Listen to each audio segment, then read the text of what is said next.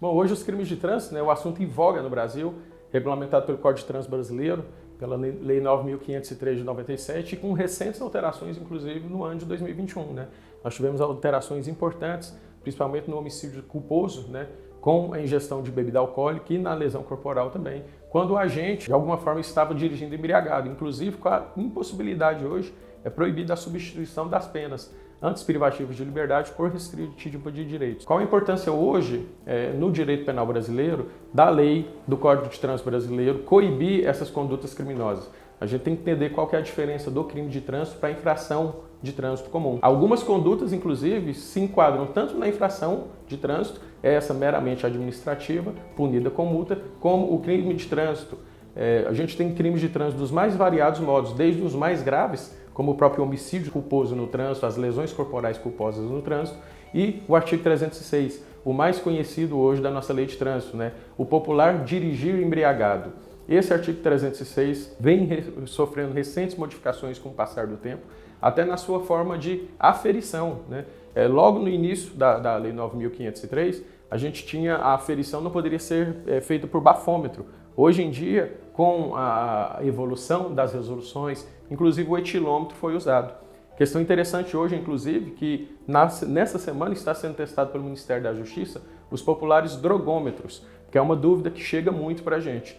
Ah, doutor, o artigo 306 trata-se apenas do álcool? Não, álcool ou qualquer outra substância com efeitos de dependência química, psicoativos, maconha, cocaína, e hoje a nossa legislação já punia essas condutas, porém a gente não tinha como aferir. Qual a importância hoje da Lei 9.503 em relação aos crimes de trânsito? Em pesquisa recente, inclusive de doutorado pela USP, o professor determinou e mostrou que 50% dos crimes violentos hoje no Brasil, no trânsito, são influenciados pela utilização de álcool. Né?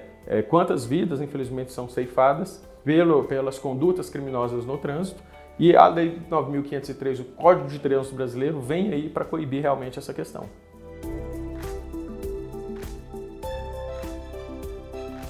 Essa é uma pergunta que a gente escuta diuturnamente no escritório. Doutor, fui flagrado dirigindo embriagado, fui flagrado em qualquer outro crime de trânsito, o que pode acontecer comigo? Como o próprio nome já diz, crime, você pode inclusive ser preso em flagrante delito e conduzido a uma delegacia de polícia. Hoje, o artigo 306, apenas a conduta de dirigir embriagado, você ainda consegue se livrar solto mediante pagamento de fiança ao delegado de polícia. Dentro do Código de Trânsito Brasileiro, porém, hoje existem infrações que não admitem a liberdade provisória mediante fiança na delegacia de polícia. São entre elas o homicídio culposo, quando o agente está embriagado, as lesões corporais culposas no trânsito, quando o agente está sob a ingestão de álcool. Cuidado!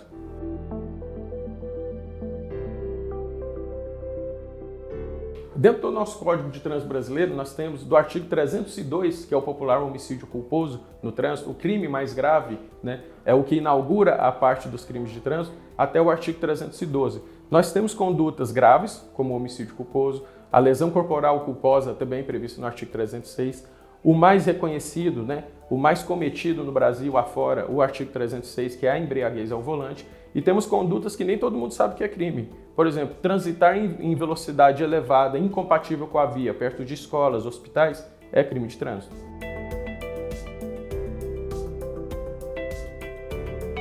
A questão da omissão de socorro. O artigo 304 do Código de Trânsito, ele disciplina que a omissão de socorro é crime. Deixar o condutor, ao se envolver em acidente de trânsito, de prestar socorro à vítima. Esse socorro, eu não tenho capacidade técnica, doutor, esse socorro como pode ser feito? Uma simples ligação para os serviços de emergência, seja do bombeiros, militares ou do SAMU, você já não estará enquadrado nesse crime de trânsito. Uma dica, aconteceu um crime de trânsito, um acidente de trânsito, com vítima, um atropelamento, uma batida, e você pode permanecer no local sem colocar em risco a sua própria integridade física, permaneça no local. Uma questão interessante que a própria lei nos traz. Caso tenha alguma possibilidade da sua integridade física ser lesada, você não tem essa obrigação de ficar no local. Mas uma ligação para o serviço de emergência já te exime de culpa na questão do artigo 304 do Código de Trânsito Brasileiro.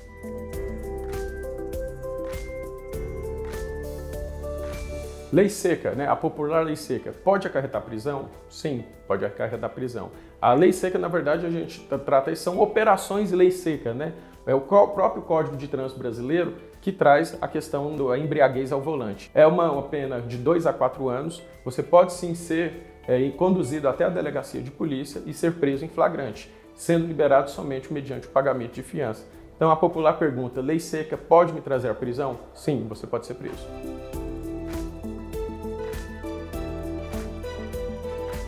Até pelo tamanho do nosso país, né, as dimensões continentais, a gente sabe que em muitos rincões do Brasil a gente não tem polícia efetivamente, a gente não tem agências de trânsito e muitas vezes, menos ainda, câmeras de segurança. Ao ser vítima de um crime de trânsito, num desses locais, áreas rurais, a primeira providência, claro, é sempre tentar dados, a coleta maior de dados quanto àquele autor do crime, seja placa de carro, descrição do carro e o registro na polícia. É algo interessante que a gente vê no Brasil. Em grandes centros a gente tem uma facilidade, né, tanto de testemunhas quanto de câmeras de vigilância muito grande. Em pequenas cidades, em cidades com menor número de habitantes, a gente não tem essa facilidade, mas a gente tem uma facilidade melhor pela investigação da Polícia Civil. É mais fácil, nesses rincões, nesses interiores, a Polícia Civil chegar a autores de trânsito. O autor do crime de trânsito deve proceder assim que ele comete um crime de trânsito. Se possível, sem possibilidade de agressão à sua integridade física, fique no local do fato,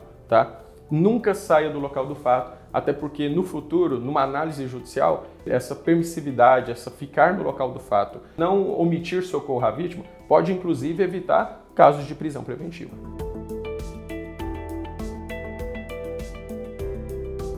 É comum, inclusive, durante um acidente de trânsito, o condutor afastar-se daquele acidente, ou seja, ir embora do local.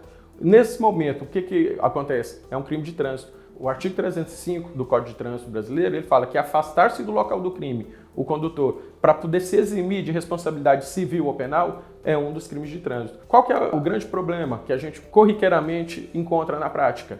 Muitos dos condutores afastam, a gente não tem um agente de trânsito, um policial militar ou mesmo uma testemunha.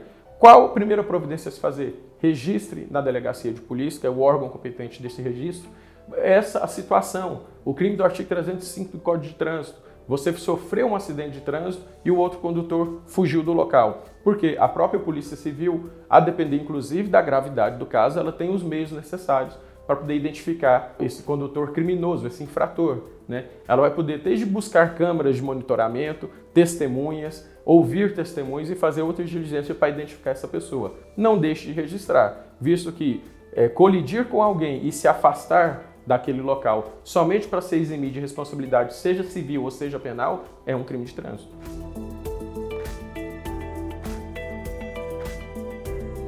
Dolo eventual e culpa consciente é um dos grandes entraves do direito penal. A própria jurisprudência tem muita dificuldade de definir isso. Dentro dos crimes de trânsito, né, basicamente no homicídio culposo, né, que a gente tem essa questão, que muitos dos delegados, principalmente quando o agente é flagrado sobre ingestão de álcool, de bebidas alcoólicas, muitos dos delegados, no lugar do crime do homicídio culposo, eles imputam o homicídio doloso. E aí que vem a grande celeuma. O que é dolo eventual e o que é culpa consciente? O dolo eventual a gente entende aquela situação em que o agente, mesmo não querendo o resultado, que é o caso do dolo direto, ele assume o risco de produzir.